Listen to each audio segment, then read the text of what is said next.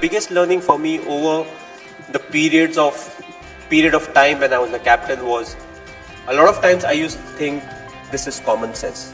No, there's nothing called common sense. You think, oh, I don't need to say it. You know, a lot of times you're like, "Arey, ye to batane ki cheez nahi hai," but in a team environment you need to say it. Because there will be a few who are intelligent, who know, and they'll be like, ye kya bol raha hai, zarurat nahi hai. It's not for them, they can figure out.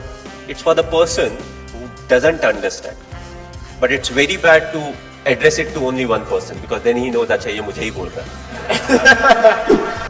I just sat here and watched you say several times, "My husband never calls me beautiful." And not once did you decide in this moment to turn and say, "You're beautiful."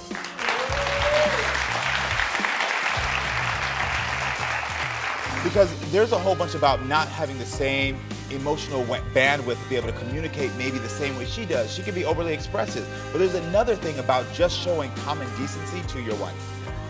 Your wife has literally said, "You don't call me beautiful." And not one bone in your body thought to turn and tell your wife she's beautiful. Even right now. Thank you. You think I'm cute? Are you sure?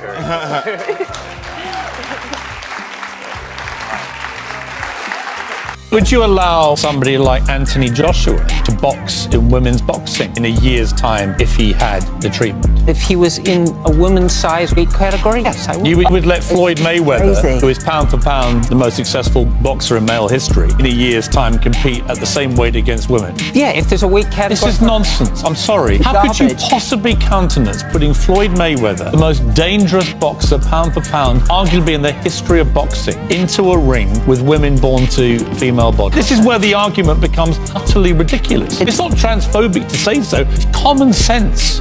The council has agreed to exclude male to female transgender athletes who have been through male puberty from female world ranking competitions from March the 31st. Well, hallelujah. How's it taken this long? Athletes born male with their bigger, stronger male bodies and superior muscle mass cannot compete against women fairly. It's just not equal. That's a victory for common sense.